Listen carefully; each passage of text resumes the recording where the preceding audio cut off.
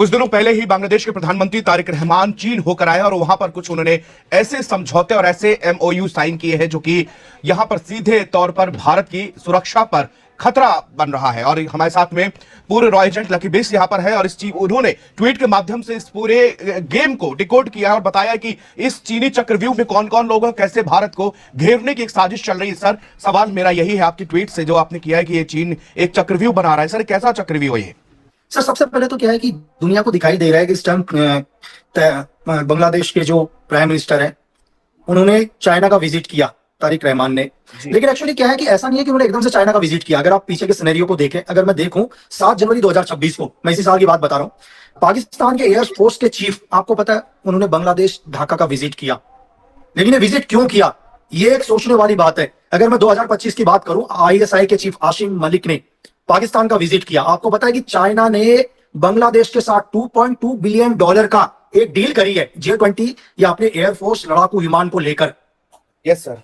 मतलब आज चाइना उधारी में देने के लिए रेडी है, बांग्लादेश के पास पैसा नहीं है, लेकिन फिर भी चाइना कहता है कि मैं तुम्हें $2.2 बिलियन के लड़ाकू विमान दूंगा। आज सिर्फ हम देख रहे हैं कि तारिक रहमान ने चाइना का विजिट किया, लेकिन बांग्लादेश के अंदर आज आपको पता है कि पूरे बांग्लादेश के अंदर जैसे मोहम्मद के कैंप लग चुके हैं। सर, पता आपको ये बात? LET के कैंप लग चुके हैं जिनको दुनिया की कोई मीडिया नहीं दिखा रही है। और आपको मैं शॉकिंग बताऊं, अगर आप एक ऑर्गेनाइजेशन जिसका मैं नाम बता रहा हूं, हिजबुल उल तहरीर, बांग्लादेश का एक ऑर्गेनाइजेशन है, आपको शौक होगा ये जानकर कि इस ऑर्गेनाइजेशन के अंदर पाकिस्तान स्पेशल फोर्स के SSG के कमांडो, ISI के लोग काम कर रहे हैं। सर, इनको ट्रेनिंग कौन दे रहा है? इनको ट्रेनिंग पहली बार सुना है कि एक देश जो गुलाम था, जो लड़ के आजाद हुआ, वो फिर गुलाम बनना चाहा।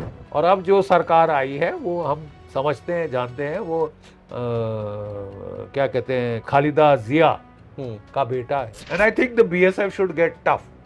और अगर बदतमीजी करते हैं ये बांग्लादेश राइफल्स वाले BDR CDR तमाशबीन, तो इनको तो ऐसी सबक सिखाया जाना चाहिए कि चाहे फौज लगानी पड़े। अस्सलाम वालेकुम दोस्तों, पाकिस्तान और चाइना बांग्लादेश में अपनी पकड़ काफी मजबूत कर चुके हैं। आपको पता है तीस्ता जो डैम प्रोजेक्ट है वो भी चाइना ने ले लिया। भारत कहता है कि यहाँ पर सिविलियन वर्दी में चाइनीज आकर यहाँ पर जासूसी करेंगे, क्योंकि दोस्तों 1 से 2 किलोमीटर आगे आपको चिकन नेक दिखाई देती है। यानी वहां पर अगर एक पहाड़ पर खड़े हो जाए तो आपको चिकन नेक में जो भी हरकत हो रही है इंडियन आर्मी सारी आपको अपनी आंखों से दिखाई देती है। दूरबीन की जरूरत ही नहीं पड़ेगी। यानी भारत इतनी करीब पाकिस्तान और चाइना चले गए हैं दोस्तों। इसके अलावा एक बहुत पुराना World War II का एयरपोर्ट भी था, वो भी पाकिस्तान ने उसका ठेका ले लिया है बांग्लादेश से, और उसको पाकिस्तान रिपेयर करेगा। वो भी पाकिस्तान और चाइना इस्तेमाल करेंगे। वो भी चिकन नेक के बिल्कुल पास है, सिलीगुड़ी कॉरिडोर के पास वो पड़ता है। वो रिपेयर का काम भी चल रहा है। यानी अब भारत को हर तरफ से पाकिस्तान और चाइना ने घेर दिया है। बंगाल की बात करूं, सिक्किम की बात करूं,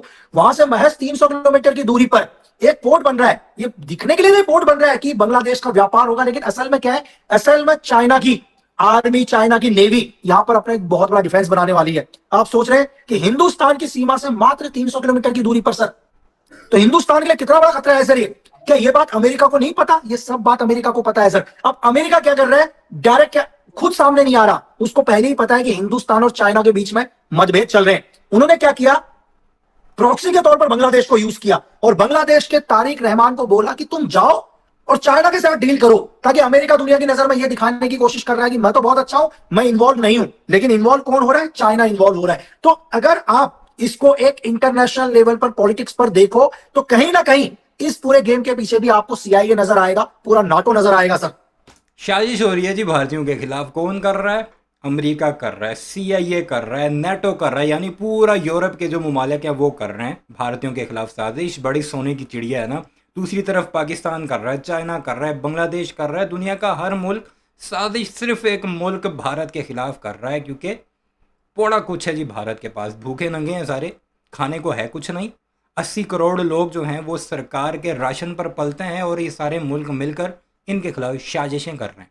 सर, तो ये एक तरफ तो पाकिस्तान हमारा दुश्मन है और बांग्लादेश के लिए, आजादी के लिए हम लोगों ने, हमारे सैनिकों ने शहादतें दी हैं, तो क्या इतनी जल्दी ये सब लोग भूल गए और आज दूसरा पाकिस्तान बनता जा रहा है ये बांग्लादेश? सर देखिए, नेशनल मीडिया को पाकिस्तान से एक सवाल पूछना चाहिए, बहुत सवाल, कि 7 जनवरी 2026 को पाकिस्तान के एयरफोर्स चीफ का विजिट हुआ ढाका में। आपको पता है पाकिस्तान बांग्लादेश के कुछ एयरफोर्स के लोगों को ट्रेन कर रहा है। हम ये नहीं बोल रहे कि आप ट्रेनिंग मत दो, आप जॉइंट एक्सरसाइज मत करो, लेकिन दुनिया को बताओ कि आप इन स्पेशल 12 या 13 एयरफोर्स के पायलट को क्या स्पेशल ट्रेनिंग दे रहे हो सर? क्यों दुनिया से बात छुपाई जा रही है? मेरी बात समझ रहे हैं? आज पूरे बांग्लादेश के अंदर आईएसआई आज हिजबुल उल तहरीर को ट्रेन कर रही है सर, हथियारों से मदद कर रही है। आप ये सोचो, किसी देश की आर्मी, मैं पाकिस्तान आर्मी की बात कर रहा हूं, जो डायरेक्ट इन्वॉल्व है इस टेररिस्ट ऑर्गेनाइजेशन के अंदर, दुनिया को सवाल उठाना चाहिए कि क्यों पाकिस्तान की आर्मी और पाकिस्तान की स्पेशल फोर्स आज डायरेक्ट एक ऐसे आतंकवादी संगठन पर डायरेक्ट इन्वॉल्व हो चुकी है सर। ये सवाल उठाना चाहिए। आज भी मैं आपको बता रहा हूं, सिर्फ ध्यान भटकाया जा रहा है मोंगला पोर्ट से, ध्यान भटकाया जा रहा है तीस्ता रिवर से, लेकिन इसके पीछे डायरेक्ट सीआईए से सवाल पूछना चाहिए। आपको क्या लगता है कि बिना अमेरिका की परमिशन से जो यूसुफ गवर्नमेंट, क्योंकि मैं यूनिस गवर्नमेंट की बात करूंगा सर, क्योंकि अमेरिका ही कंट्रोल कर रहा है, क्या बिना अमेरिका की मर्जी की परमिशन के, सीआईए की मर्जी की परमिशन के तारिक रहमान ने चाइना का विजिट किया होगा सर? आप सोचो एक बारी। एक तरफ तो डोनाल्ड ट्रंप दुनिया को यह दिखा रहे हैं कि हम हिंदुस्तान के दोस्त हैं, एक तरफ तो डोनाल्ड ट्रंप की रोड बनाई जा रही है सर देश के अंदर, और वही डोनाल्ड ट्रंप, वही सीआईए हमारे बगल में 300 किलोमीटर दूर पर चाइना को स्टैब्लिश कर रहे हैं सर। जहां दुनिया में यह दिखाया जा रहा है कि अमेरिका और चाइना तो बहुत बड़े दुश्मन है, चलो मैं मानता हूं आप बहुत बड़े दुश्मन है, लेकिन आप दुश्मन होते हुए भी हिंदुस्तान को भी क्या कर रहे हो, चाइना का वो दुश्मन बनाने की कोशिश कर रहे हो सर। तो सर ये एक चीज ये बताइए आप कि इसमें ट्रम्प का और यूएसए का बेनिफिट क्या है? सर देखिए, यूएसए और ट्रम्प का बेनिफिट क्या है? एक चीज ये बताइए, अमेरिका हमसे डायरेक्ट वॉर नहीं कर रहा है, मेरी बात समझ रहे हैं? बिल्कुल। अमेरिका क्या कर रहा है, हमारे तो चाइना से वॉर करवा रहा है। एक तरफ वॉर ही है ना सर, हमारे अंदर एक अंदरूनी क्या हो गया, हिंदुस्तान थोड़ा सा डिस्टर्ब हो गया यार। आप ये सोचो कि कोई आपका जो आज सबसे बड़ा दुश्मन देश है, दुश्मन देश ही बोलूंगा सर, चाइना ने हमारा कब बड़ा चाहा।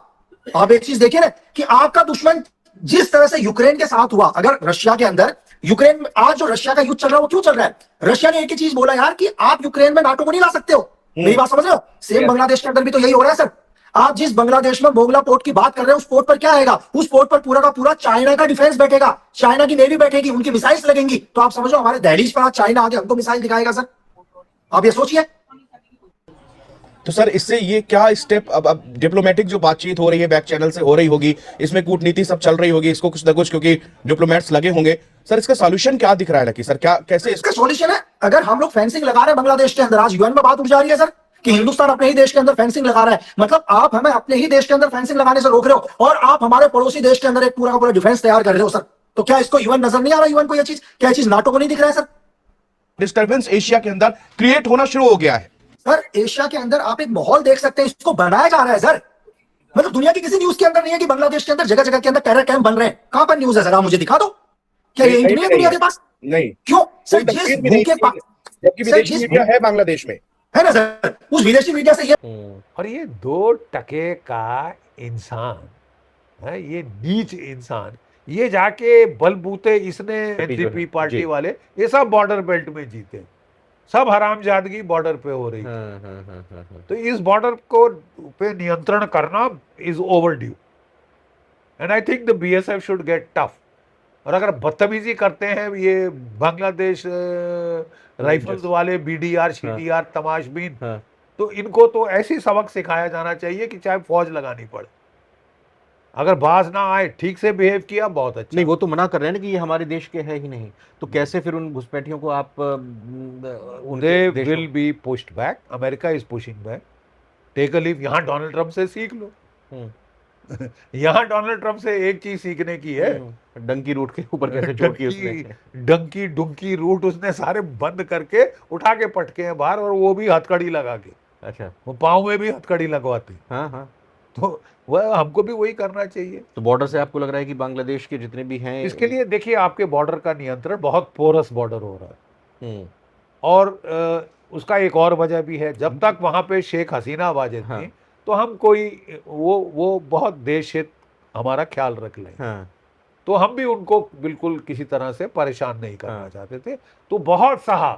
हमारे बीएसएफ के लड़के जो मेरे से बात करते हैं, कहते हैं साहब मतलब खून खोल जाता था, खून खोल जाता था। जो पहले वाली गवर्नमेंट थी उसने तो जमीन ही नहीं दी थी ना, क्योंकि जुरिस्डिक्शन राज्य सरकार का होता था, इस वजह से फेंसिंग नहीं हो पाती थी। इस गवर्नमेंट ने तुरंत फेंसिंग के लिए भाई आप जमीन केसेस करते थे, पुलिस केसेस करते थे, तंग फायर नहीं खोलने देते थे, ऊपर से इनको बहुत रिस्ट्रिक्शंस बहुत थी।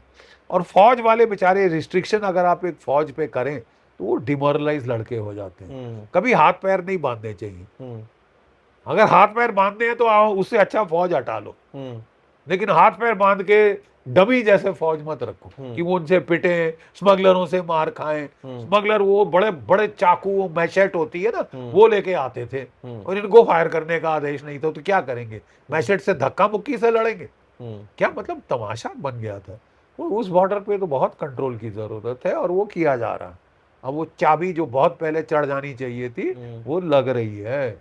आप क्या कहते हैं, आश्वस्त रहिए कि अब वो तमाशा नहीं चलेगा।